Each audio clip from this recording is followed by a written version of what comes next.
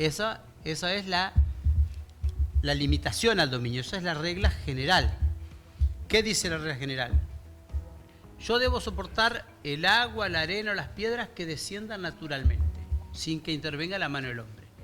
Y también, cuando interviene la mano del hombre, si no me causan un perjuicio. Lo que yo no puedo es, si estoy en un plano inclinado, hacer toda una defensa arriba de mi campo quede sequito y hacerte una derivación y le mando todo al vecino para abajo. Eso no lo puedo hacer. Para hacer eso, ¿qué tengo que tener? Una servidumbre de recibir agua. ¿Que está mal? Sí, pero se puede pedir forzosamente cuando se cumplen algunos requisitos. ¿Cuándo yo tengo que recibir esa? Fíjense, ya lo leí recién. Dice, la de recibir agua extraída degradada artificialmente, la que no resulta perjuicio grave para el fundo sirviente, o de existir es canalizada subterráneamente o en cañería. Si el titular del fundo sirviente no conviene en indemnización con el fundo dominante o con la autoridad local, si está involucrada la población, se la debe fijar judicialmente.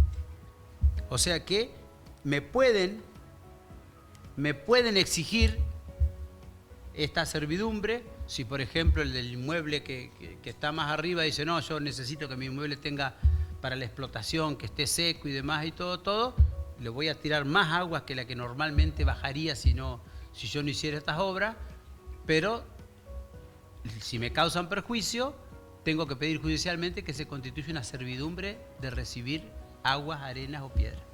Y lógicamente tengo que pagar la indemnización. ¿Se entendió cómo funciona? Esas serían las forzosas que regula el Código Civil y Comercial.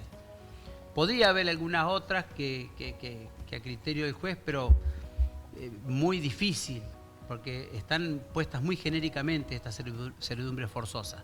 Pero de haber otra, yo no encuentro en el Código ningún sustento legal donde me permita buscar alguna otra servidumbre que yo le pueda exigir forzosamente. Pero bueno. Se puede constituir también las servidumbres a favor de varios titulares, al igual que esto lo toqué en la hora anterior, decimos dos palabras, porque acá está la excepción.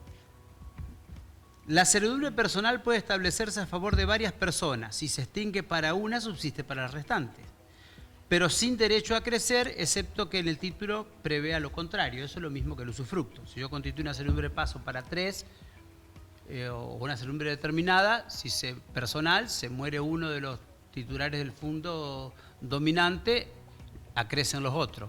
Aunque no tendría mucho sentido, porque si es una servidumbre de tránsito no voy a pasar dos veces, pasar una vez ya me alcanza. Pero bueno, está.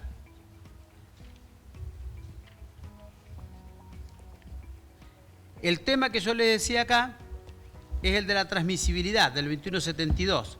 Ninguna servidumbre puede transmitirse con independencia del inmueble dominante. La servidumbre personal es intransmisible por causa de muerte, sin perjuicio de lo dispuesto por la servidumbre a favor de varias personas con derecho a crecer. O sea que ninguna servidumbre se puede transmitir sola. O sea, yo no puedo transmitir el derecho de paso, no. Es inherente al inmueble, va con el inmueble, activo y pasivamente graba a los dos inmuebles, tanto al fondo dominante como al fondo sirviente. Se transmiten con el inmueble. Y depende la categoría que tenga, es si son reales o personales y cómo se transmiten, que eso ya lo vimos recién. Muy bien.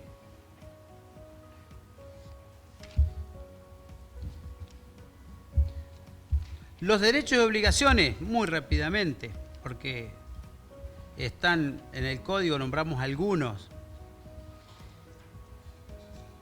Primer derecho del titular dominante, acuérdense, vamos a empezar por los derechos del dominante. El dominante es el que tiene a su favor la servidumbre, el que se constituye la servidumbre en su favor.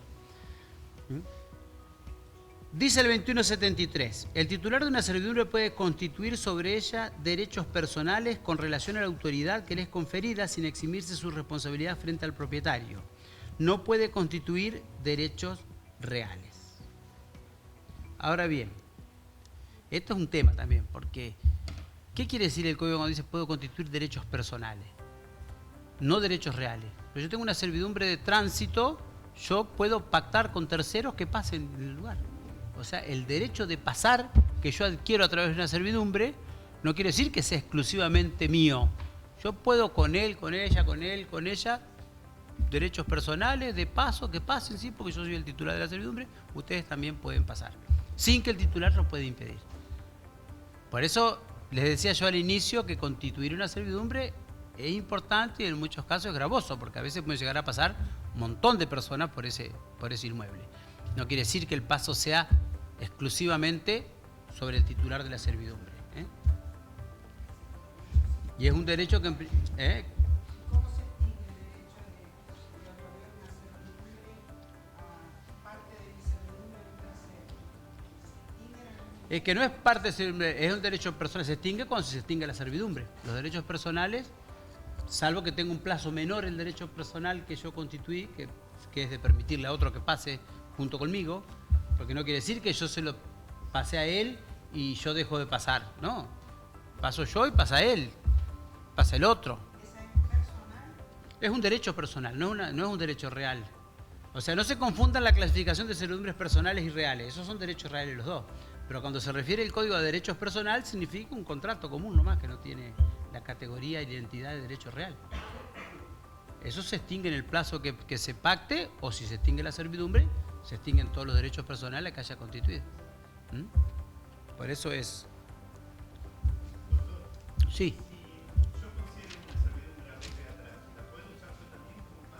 Sí, sí, porque sos el dueño.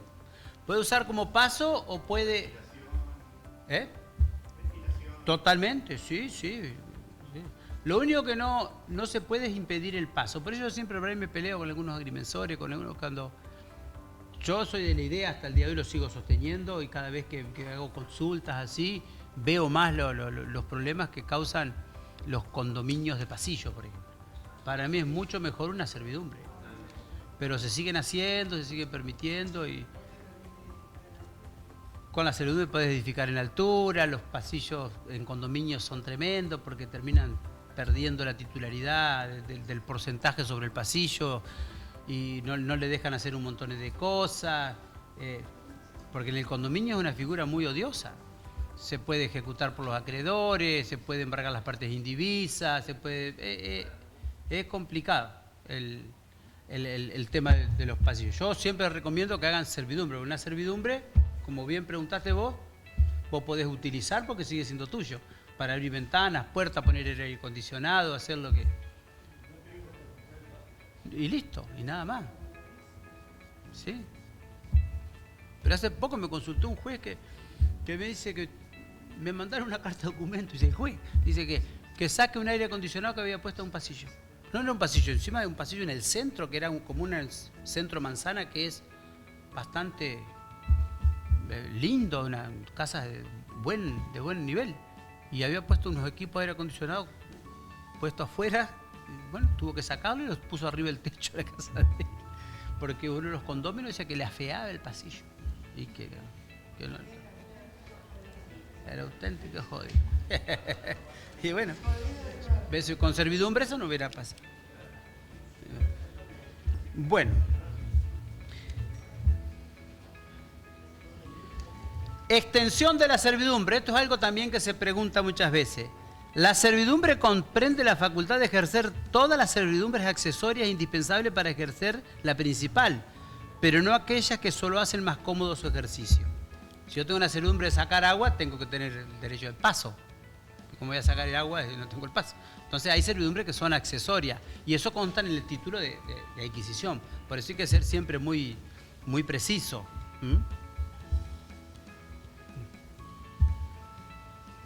Muy bien.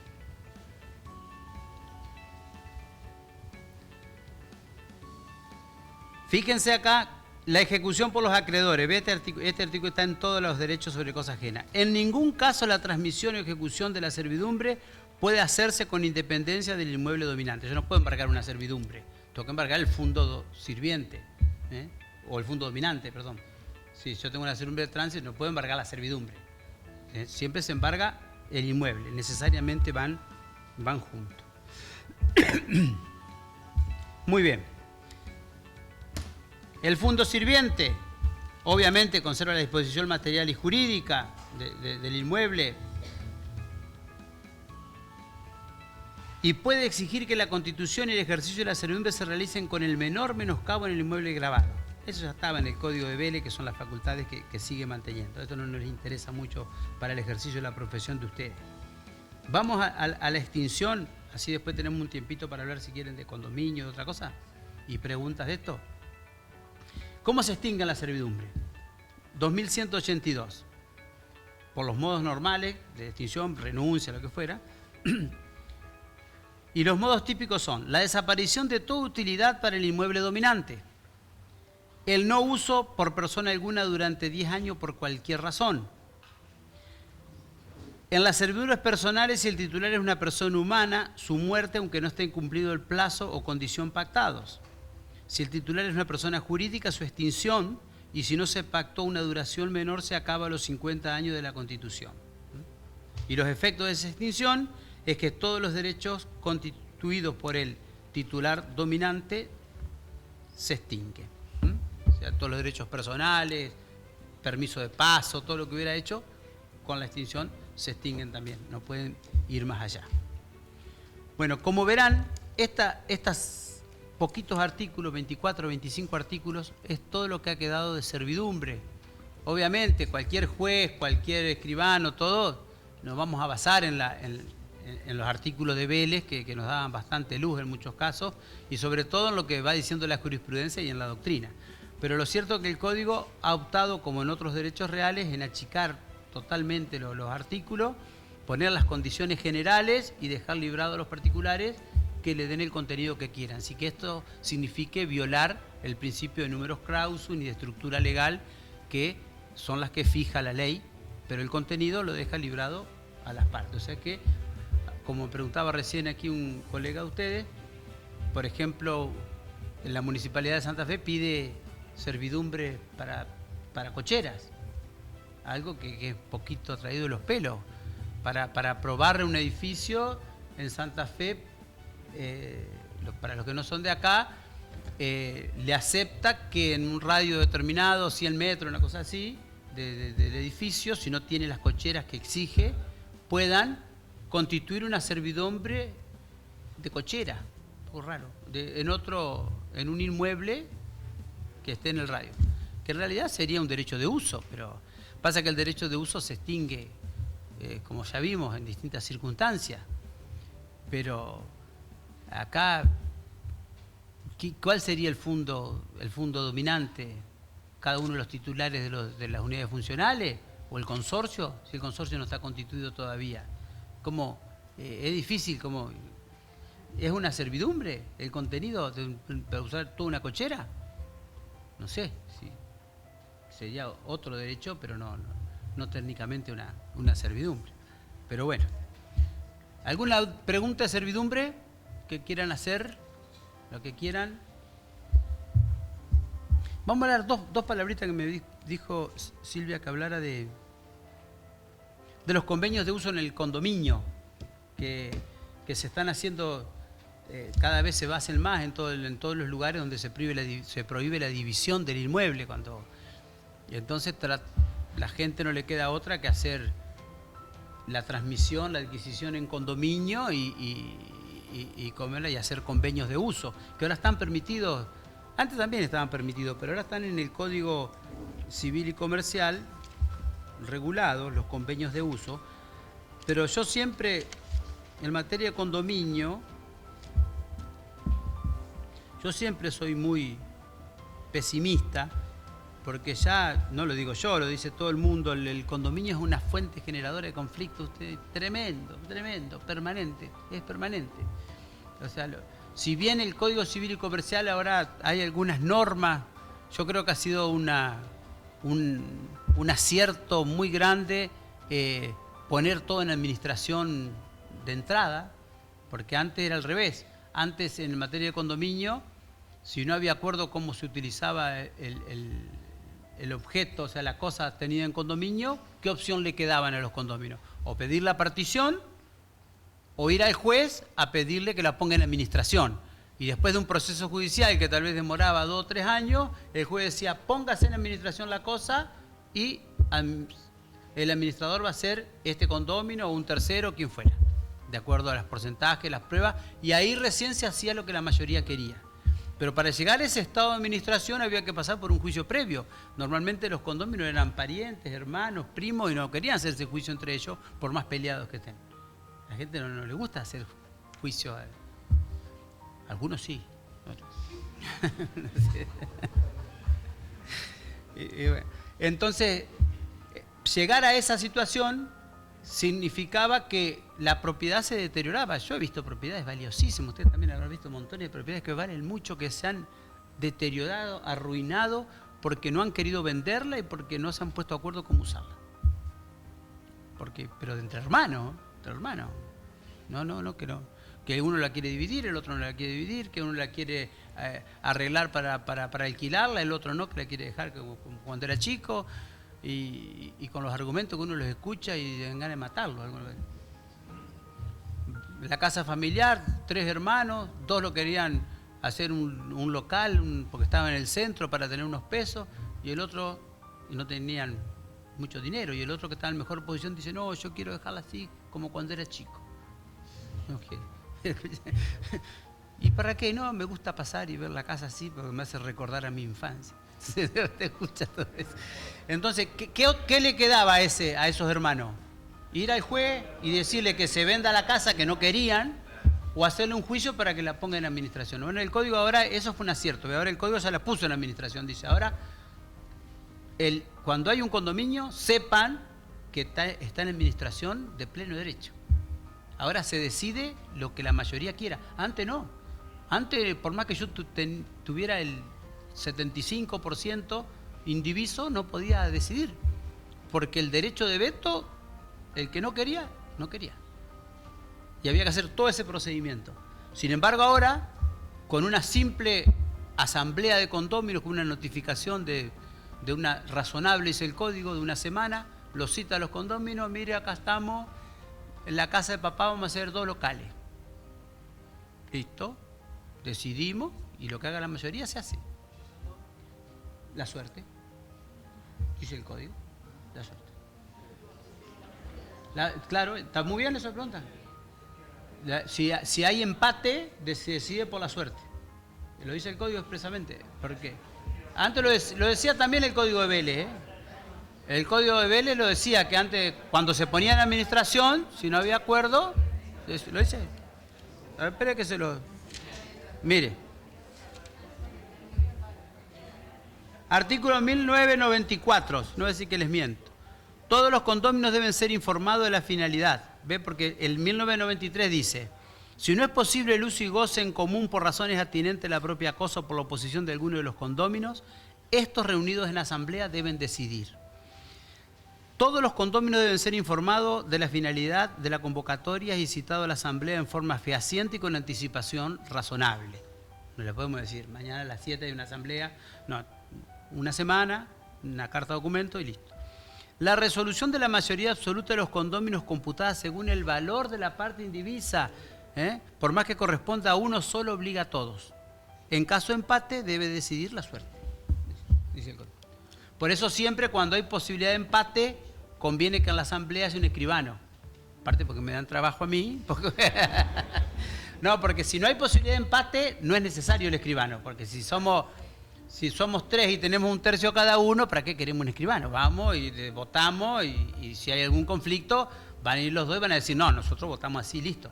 Pero si hay un 25% cada uno y posibilidad de empate, ahí sí porque hay que hacer la definición por la suerte. Y ahí sí hay que hacer un acta para que quede materializado quién ganó. Pero siempre el condómino que perdió tiene derecho a pedir la partición. Si yo salí y perdí y encima me enojo, voy. Ese es el 1994 y 93. Entonces, bueno, eso les decía que fue un acierto, pero yo quería hablar de los convenios, del convenio de uso. ¿Qué es el convenio de uso?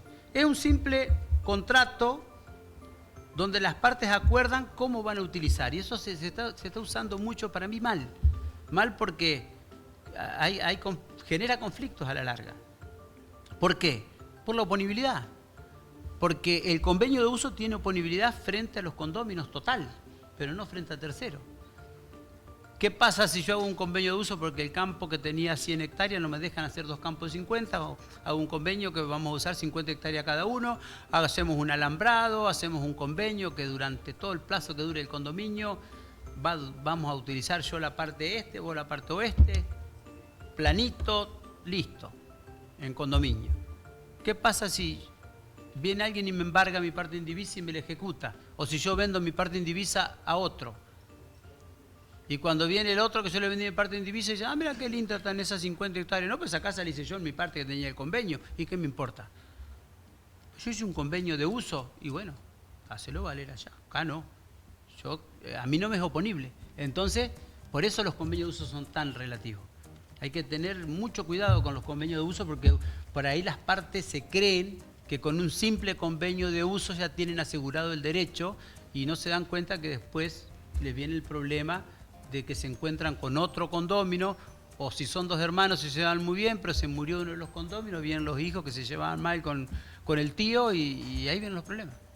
Entonces hay que buscar alguna forma. Es difícil porque siempre está el interés legítimo de los herederos y demás de quedarse con una parte del inmueble que fue patrimonio familiar. Pero hay veces que la división se va achicando y no se puede. ¿Qué va a hacer?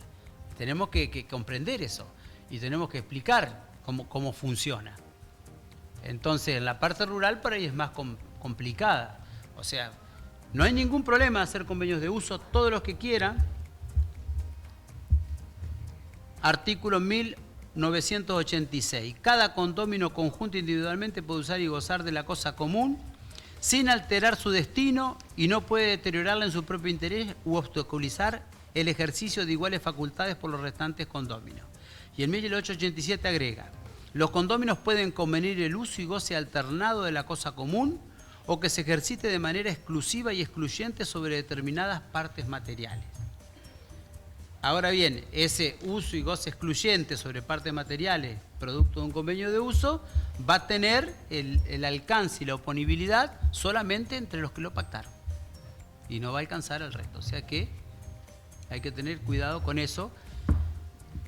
Y el tema es, ¿se podría llegar a inscribir? Porque algunos dicen, ¿se podría llegar a inscribir el convenio de uso en el registro? En principio no tiene virtualidad registral, o sea que el registro no se lo va a inscribir, el convenio de uso y goce, si lo pretenden inscribir. A lo sumo se podrá incluir en virtud del artículo 2003 cuando habla de la publicidad y la indivisión. Ustedes saben que el código permite la indivisión forzosa. Ya sacó toda esa mezcla que tenía Vélez por 5 años, que se agregaban a 10 por la ley 14394 y demás. Ahora la indivisión forzosa se puede pactar por 10 años. Igual, se unificó para todo, mucho más sencillo. Yo puedo pactar con mi condómino por 10 años. Y la parte de la indivisión de origen testamentario, por actos mortis causa, está tratada en la parte de las sucesiones con la indivisión forzosa que ordenada por el causante, digamos, cuando el causante dispone, ahí me salió, cuando dispone el causante, la indivisión forzosa a sus herederos puede también imponer la indivisión por 10 años. Eso que estaba tratado en la 14394, el establecimiento industrial, comercial, agrícola, ganadero, la indivisión que podía imponerle el cónyuge que había contribuido a formar en todo o en parte el establecimiento, o el causante, o los herederos, ahora está todo condensado en la parte de las sucesiones, en la indivisión forzosa, que es por 10 años. Y acá, en la parte del condominio, los condóminos pueden pactar la indivisión por 10 años. Eso sí se inscribe, para que tenga efecto frente a terceros. O sea, yo, condómino con Esteban, tenemos el campo, pactamos una indivisión hasta 10 años y el registro la inscribe porque el código se lo ordena. Las cláusulas de indivisión, dice el 2003, o cese anticipado de la indivisión, solo producen efecto respecto de terceros cuando se inscribe en el registro respectivo de la propiedad. Entonces, ahora se inscribe, pero que yo haya pactado una indivisión forzosa del inmueble, no quiere decir que no pueda vender mi parte indivisa. Es otra cosa. Pero el que la compre, él, si está inscripta, debe respetar la indivisión. No va a poder pedir la división de la cosa. Así funciona. Lo que yo digo que si vos haces un convenio de uso y goce y la única forma que ella tenga acceso al registro es pactando también una indivisión por 10 años y inscribir todo, por lo menos está en el título, hacerlo en la escritura, y es la única forma que tiene algo de publicidad, pero tampoco creo yo que tiene efectos de oponibilidad frente a terceros. O sea, los convenios...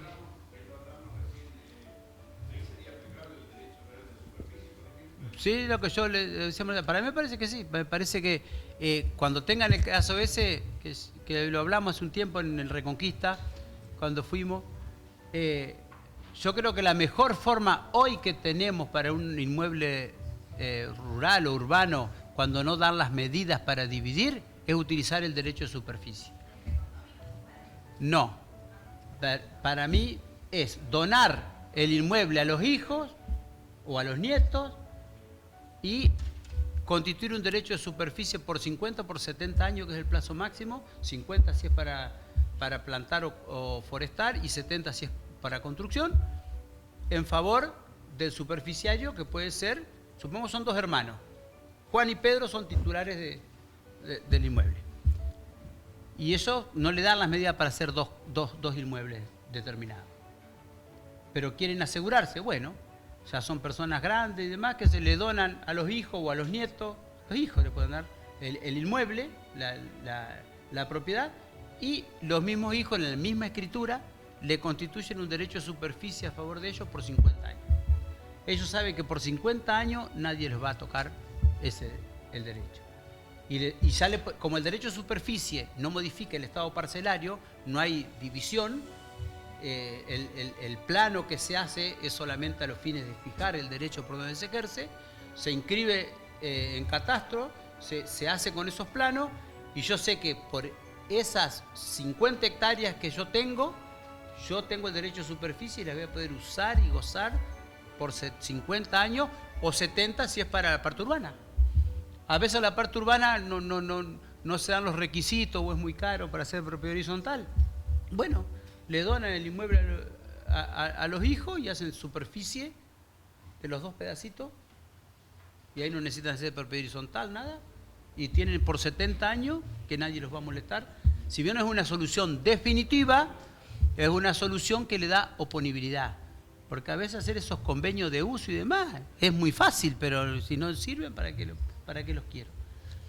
Entonces, que la gente entienda, si la gente le decimos, tal vez tiene 60 años, le decimos, mire, usted por 50 años, estoy seguro que usted ha ido por 70, y tengo 60 más 70 son 130, y bueno, métale, no tengo problema. Claro, después con los últimos años ya la situación va a haber cambiado y ya tienen asegurado ese derecho. Me parece que si quieren darle seguridad, la superficie es una muy buena figura para eso. ¿Cómo? Se puede vender, se transmite libremente, se transmite. Sí, sí, y si muere se transmite a los herederos. Sí, sí, sí, por eso es mucho más seguro la superficie para eso.